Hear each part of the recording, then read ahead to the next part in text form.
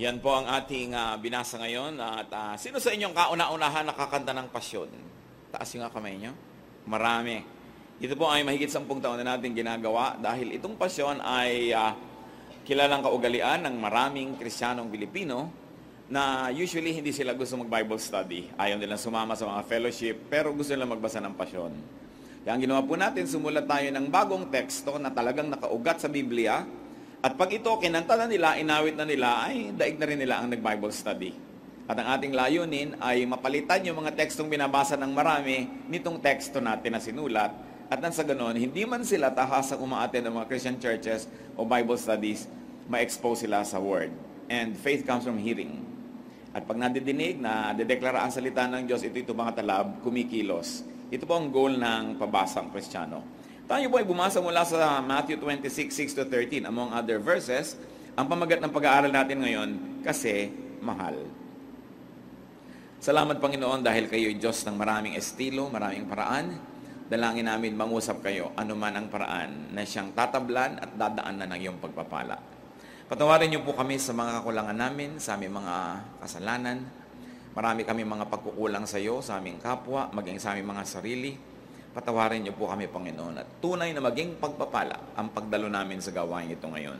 Ang mga narito ngayon, Panginoon, ay buhusan niyo ng masaganang pagpapala, magpalakas kayo ng mga kahinaan, magpagaling ng mga kasakitan, at magpaliwanag ng mga kadiliman. Mangusap kayo, kayong hinihiling namin maging tagapagsalita, Ama, sa ngalan ng iyong anak na si Jesus. Ito po ay aming dalangin na may pasalamat.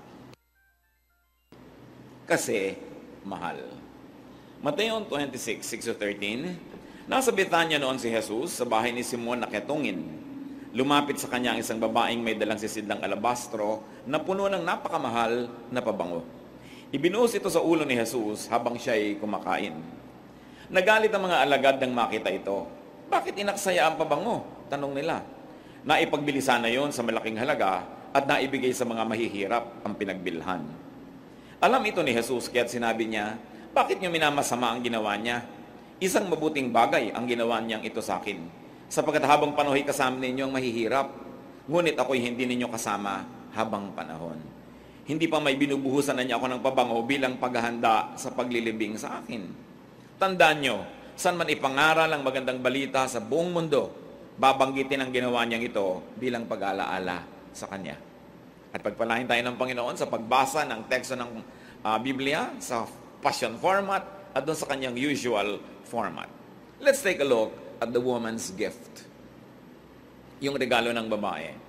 Basahin ko isa-isa naman sa Ingles. Matthew 26:6-7. While Jesus was in Bethany in the home of a man called Simon the leper, a woman came to him with an alabaster jar of expensive perfume, which she poured on his head as he was reclining at the table. What was the woman's gift? A very expensive perfume. Kung atin pong kakalkulahin, sapagkat sinabi sa ibang references sa Bible, mahigit 1 taong sweldo o kita ng isang tao, yung halaga ng pabango. Na binasag niya yung lalagyan at buong-buong laman ibinuhos kay Jesus. Ito yung magkakahalaga ng higit sa 75,000 pesos sa halaga ngayon. Yan ang halaga ng pabango na sa isang iglap ay binasag yung lalagyan at ibinuhos kay Jesus. Mahal, expensive, kasi mahal or beloved, yung binigyan. At yan napakaganda ang wikang Tagalog eh. Iisa yung word for mahal, expensive, at mahal, love. Ganon din, iisa yung word for mura, cheap, at yung mura na curse. So ang tanong, minamahal nyo ba ang mga mahal nyo o minumura nyo sa ibinibigay nyo? Pag mahal, mahal. Diba? Pagka minumura, mumurahin. Mahal ang ibinigay kasi mahal ang pinagbigyan. What was the disciples' reaction? Matthew 26:8-9. When the disciples saw this, they were indignant. Why this waste? They asked. This perfume could have been sold at a high price and the money given to the poor. So they took offense. Minasama nila ang ginawa ng babae. They were indignant and they thought it wasteful. So sayang. Ang mahal-mahal ng pabango, kung sana ibinigay na lang niya ng buong buo, ibinenta natin, yung pinagbentahan, pamimigay natin sa mahihirap. So, their principle was to sell at a high price, which at least, as I have said, is 75,000 pesos. Give the money to the poor. Now, this idea, mukha maganda. Diba? Parang ang ganda naman. Ibenta na lang yan, ipamigay sa mahihirap. There was simplicity, austerity, and charity. Mga Christian ideals na pinapahalagahan ng lahat. Pagiging payak, matipid, at palamapagkawang gawa. Meanwhile, what was the Lord's reaction? Matthew 26:10-13. Aware of this, Jesus said to them, "Why are you bothering this woman? She has done a beautiful thing to me. The poor you will always have with you, but you will not always have me. When she poured this perfume on my body, she did it to prepare me for burial. I tell you the truth, wherever this gospel is preached throughout the world, what she has done will also be told in memory of her." So Jesus rebuked his disciples. Sabi niya, "You are bothering this woman." Ba't niyo siya ginugulo? Sabi niya, "You always think of the poor. You always think of the recipients, but you do not think of the minister. You do not think of me." Sabi, wala na kayong inisip kundi mahihirap. Tinutulungan na nga natin sila araw-araw. Pinapakain, pinaghihimalaan, tinuturuan, ginagamot, binibigyan ng halaga. Merong kaisa-isa na nakaalala sa akin na ako yung binigyan, papagalitan nyo pa. Sabi ganun.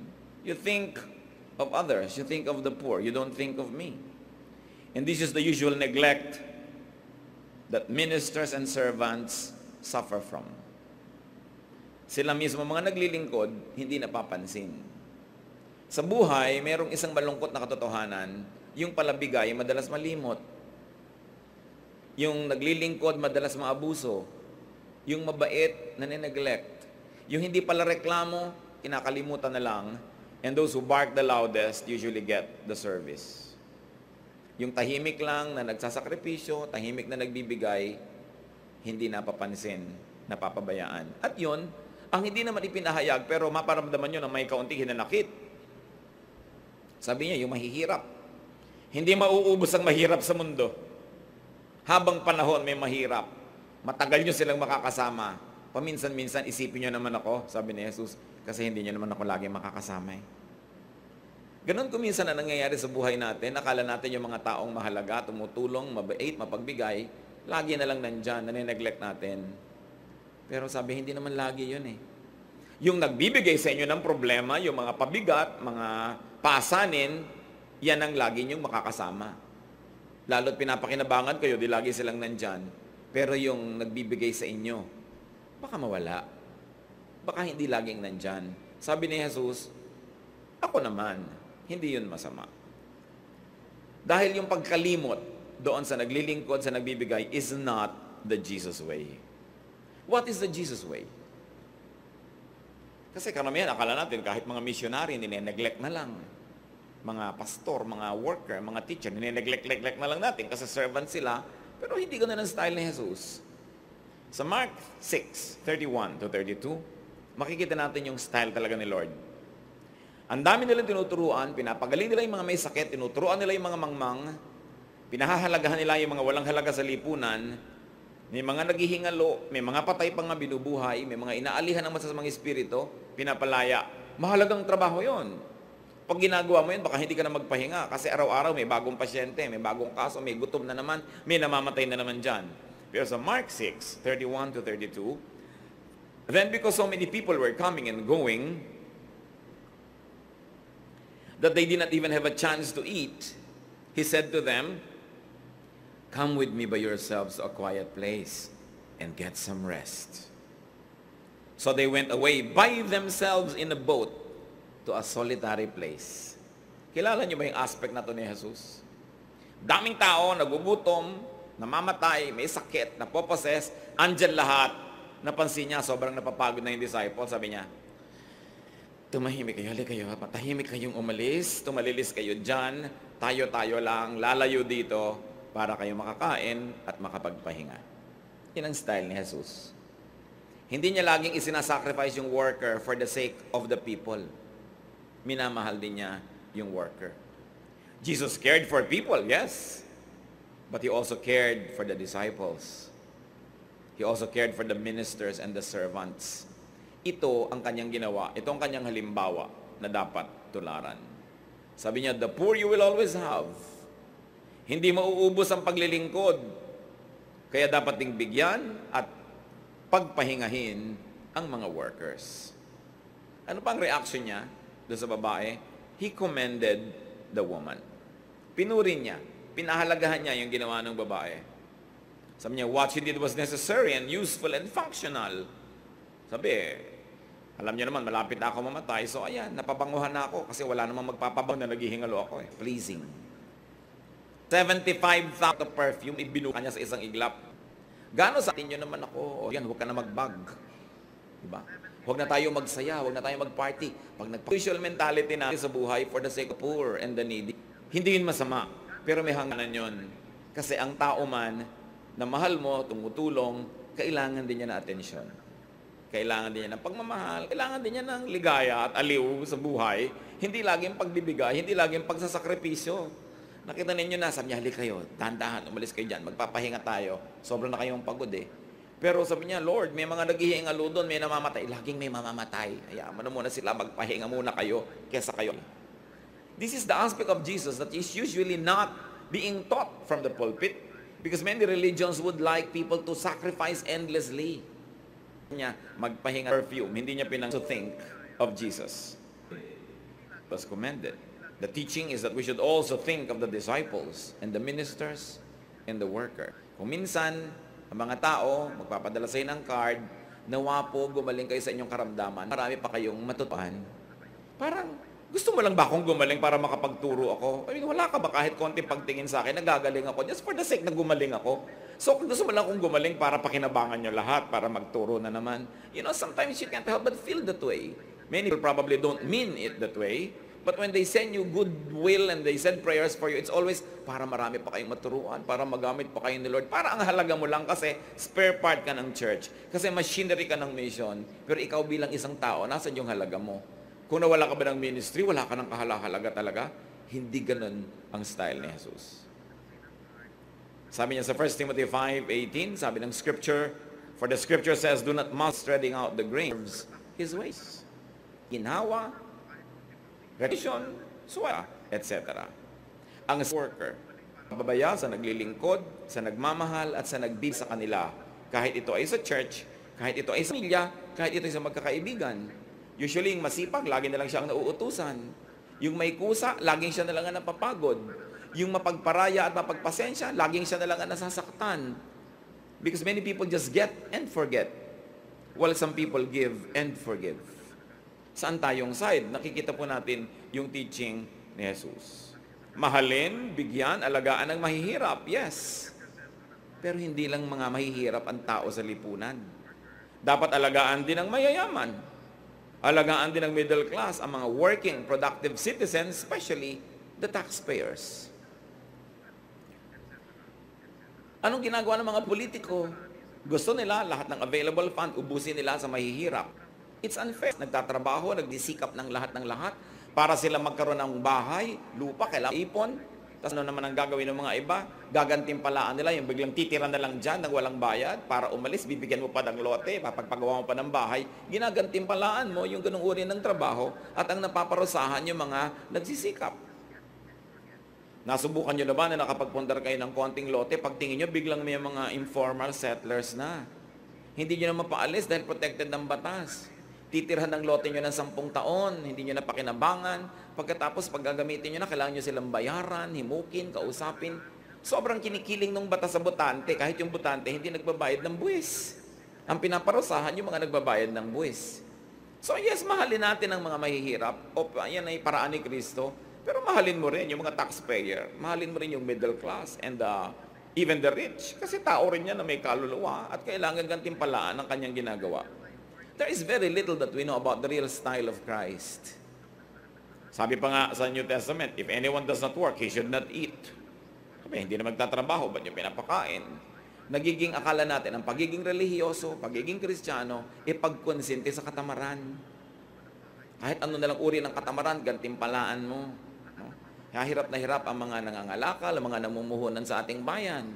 No? Kaya tuloy nagkakaroon ng mga unfair practices. Ano mga employee natin, pagka magsi 6 months na, tatanggalin mo na. Bakit? Kasi pag nag 6 months at naging regular, ilalabas sa lahat ng masasamang asal.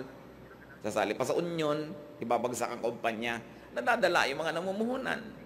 Kawawa din tuloy yung mga manggagawa, tinatanggal yung iba kahit deserving. Sa takot ng mga namumuhunan, na magsara, mapagwelgahan sila.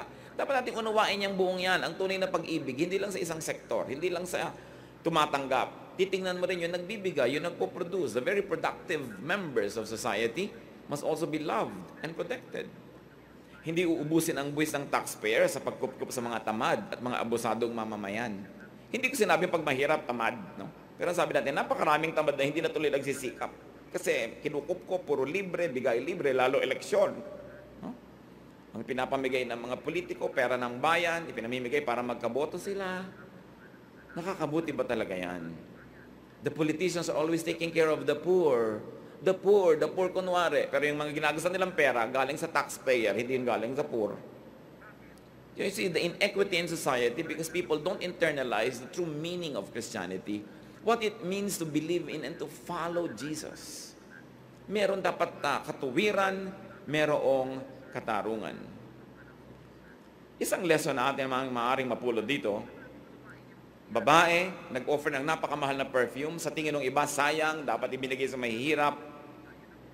Pero hindi nang hinayang si Jesus, pinuri niya yung babae. Sabi niya, itong kasulatan na ito, itong magandang balita ng Biblia, saan man ipahayag sa lahat ng dako, sa lahat ng panahon, babanggitin ang babaeng ito at papapurihan siya. The woman was memorialized. Bihirang-bihirang karakter sa Bible ang binigyan na ng ganitong parangal para sa pag-aaksaya. Kung pag-aaksaya ba doon? One thing we learn from the character of Christ is that what is offered in faith, what is offered in love is never wasteful. And it is never wasted. The unbeliever will say, sayang mga bulaklak na inilalagay nyo sa mga altar at sa mga dambana. Unbeliever kasi siya. The unbeliever manghihinayang sa mga kandila na sinisindihan, sa mga insensong pinapausok, sa mga prutas na inihahain tulad ni Cain, ng mga karne na inihahain tulad ni Abel, kasi ang hindi mananampalataya, hindi na uunawaan ang halaga ng pagbibigay mo ng the best, ng pinakamaganda. Kung may mga kamag-anak kayong hindi mananampalataya, nagagalit sa inyo, punta kayo ng punta sa church, tatanungin ka pa, talaga ba nagtatype ka doon? Di ba? Yung nanghihinayang sila sa ganung mga bagay. Wala, naku, naloloko ka doon. No? Sayang, ganito, ganyan. Inuubos mo yung oras mo doon, hindi ka gumawa ng ibang negosyo, etc., etc. Anything offered in the altar of faith, in the altar of love, is never frivolous. That is what we learn from Jesus. Hindi pag-aaksaya ang anumang bagay nilalagay mo sa dambana ng pananalig at pag-ibig. Ano man ang ibinibigay nyo sa Diyos, ano man yun, nanghihinayang man ang mga tao hindi nananalig, hindi yun pag-aaksaya, sapagkat nakikita ng Panginoon yun. As we can see, in the very example of Jesus, sabi niya, all throughout time, this woman will be remembered. Hindi niya yung sinabi kahit kaninong disciple. Itong babaeng ito, binigyan niya ng ganong pahalaga. Nakikita natin yung ano man ang ibinibigay mo sa iniibig, sa mahal. Huwag yung panghinayangan. Minsan nagbigay kasi isang tao na mahal mo, binigyan mo na binigyan, tapos hindi ka naman minahal. Huwag mong panghinayangan kasi ibinigay mo in the name of love eh. In the name of love, in the name of faith, nothing that you give is wasted or frivolous. Why? Because great love and great faith, like great faith, is extravagant. Great love and faith is expensive. It is lavish. Hindi yun sayang. All the resources of the planet come from God. May nilagay ka dito, inilagay mo sa altar ng Panginoon, umalis ba sa planeta? Sayang ba? Walang sayang. Mahal, kasi mahal. Mahal ang ibinibigay kasi mahal ang pinagbibigyan. Ang tanong, mga kapatid, minumura ba natin ang Diyos sa ibinibigay natin sa Kanya? Dahil mura. Minumura ba natin ang mahal natin sa buhay dahil ang ibinibigay mo? Mumurahin. Mga tipid na pansin. Mga tipid na alaga. Asawa mo yan, kasintahan mo, kaibigan mo, mahal mo sa buhay, tapos tipid na yung pagtingin, ang kurikuripot mo sa pagmamahal, sa puri, sa himas at haplos, sa pagbibigay. Hindi mo malang mabigyan ng special day, puro kayo pagtitipid. Hindi rin naman kayo yumaman, katitipid. No? Hindi malang makaranas sa'yo ng masarap na panahon, masarap na pagkain, puro na lang pagiging practical ang iniisip mo. Yung practical para mabuhay, to exist. Pero para magkaroon ng tunay na buhay, kumisan dapat lavish ka. Hindi ka na masyado nag-iisip, sige, kainin natin yung gusto mo. Total, hindi ba natin kainin yan? Wala din tayong pera next month eh. Makatigim naman tayo kahit konting ginhawa, konting saya. Tulad nakikita natin sa Panginoon. Mahalin ang mahal sa buhay. Bigyan ng mahal, ng mamahalin. Ano po yung mahal at mamahalin? Hindi yun halaga. Yung abot kaya nyo. Yan ang mahal. Ngayon, kung abot kaya mo, choknat, di choknat. Mahal yun, kasi yun lang ang kaya mo, binigay mo pa rin. Nakita niyo yung babaeng balo na nagbigay ng 2 maliliit na barya? Sabi ni Jesus, yan ang pinakamalaking donor dito. Tapos nagtataka yung mga disciples, bakit naman siya pinakamalaking donor? Ang liit-liit ng hinulog niya. Yun na yung lahat-lahat sa kanya eh. So, hindi yung halaga at tinitingnan, kundi yung gaano kahalaga sa'yo yung binigay mo. Baka ang laki nga, pero bali wala, barya pa rin sa'yo. Kasi ang dami mo naman, barya pa rin yun sa tingin ng Diyos. So, hindi mo sasabing mahirap lang ako, hindi ko pwedeng mahalin ang asawa ko. Kahit dahon ng chile na sinulatan mo ng I love you, pag binigay mo sa kanya, yun ang best mo pwedeng ibigay, mamahalin yon. Kesa sa kwintas na 18 karat, tapos binahagis mo sa mukha niya, ayan ang kwintas mo, bali wala. Sabi, better a meal of vegetables where there is love than a fattened calf where there is hatred and strife. Kaya lahat natin magmahal kung gugustuhin natin eh. Ang tanong lang, meron ba tayong effort?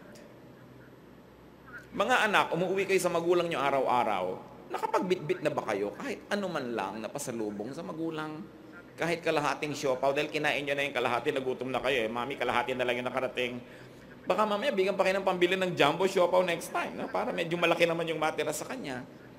Nakapagpasalubong na ba kayo kahit kailan sa asawa nyo? Kailan yung huli? Yung mga nagbibigay sa inyo, nabigyan nyo na ba kahit ano? Nasuklian nyo na ba ni ano? It doesn't have to be economically expensive. Pero alam nyo, pag mahal kayo ng tao, tapos binigyan nyo, kahit bato lang, na pinulot nyo sa daan, hinugasan nyo, binabot nyo, ang halaga nun, kasi mahal kayo eh. So yung pagmamahal, I think ito isa sa mga lessons na dapat ating balikan. Yung Holy Week is not only about yung pagpapapako sa krus, kamatayan, pagkabuhay na muli. Well, it is the central message. Pero pag yun lang lagi ang tiningnan nyo, taon-taon, paulit-ulit na lang yan. Magdudugo ng teka nyo sa leksyon na alam nyo na, tapos replay ng replay. So tinitingnan mo, ano mga ibang tinuturo ng Panginoon? Sa paghahanda para sa kanyang kamatayan, ito yung nangyari. Hindi niya sinisi ang babae sa mahal ng ibinuo sa pabango. Pinuri pa niya. Sabi niya, sa lahat ng panahon, pag-uusapan ang babaeng ito. At tunay, pinag-uusapan nga natin ngayon. Napakahalaga na pag nagmamahal tayo, give your best. May aalagaan kayo, alagaan nyo na ng husto. Baka gumaling na, hindi na kayo nakapag-alaga, wala na kayong chance. So habang may sakit, alagaan nyo. O baka mamatay, lalong hindi nyo na maaalagaan. So habang may sakit, opportunity yun para mag-alaga ng mahal sa buhay. Kasi dalawa lang naman ang pwedeng mangyari dyan eh, gumaling o mamatay. In both cases, you will have no opportunity anymore to take care of the person. So pagkakataon yan, times of weakness, times of sickness, times of poverty, it's a time when you come to the rescue, when your love must become real. At walang sayang pag ibinibigay galing sa puso dahil nagmamahal ka. Yun ang tinitingnan ng Diyos.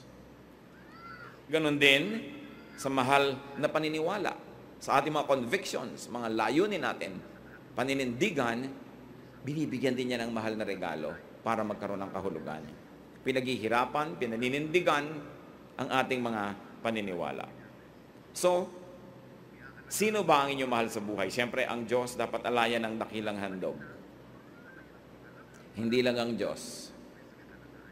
Dapat ang mga mahal natin sa buhay, alayan ng dakilang handog. Lalo, yung lalong nagbibigay sa inyo, nagmamahal, nagmamalasakit, suklian ng iba yung kabutihan. You can never be wasteful in the extravagance of your affection as we have learned from the Lord. Tayo magbulay-bulay, Ama namin, sa pagbubulay-bulay namin ng mga kahulugan ng mga mensahe ng Holy Week. Nais namin ngayong tingnan kung kami ba nagbibigay sa inyo ng best talaga. Yung mahal, yung mahalaga. In terms of giving our time, our talent, our treasure, barya-barya lang ba ang binibigay namin sa iyo? Ganon din, gusto naming reviewin, Panginoon. Paano ba namin binibigyan yung mga mahal namin sa buhay at nagmamahal sa amin? Extravagant ba? Lavish? Abot kaya? O pinapabayaan ba namin sila? Magbulay-bulay tayo mga kapatid at hayaan ang leksyon sa pagbubulay-bulay na yan maging malaking pagpapala sa atin sa paggunita natin ng sakripisyo at pag-ibig ng Panginoong Hesus. Sa ilang saglit, mag-isip-isip, makipagniig sa Espiritu ng Diyos.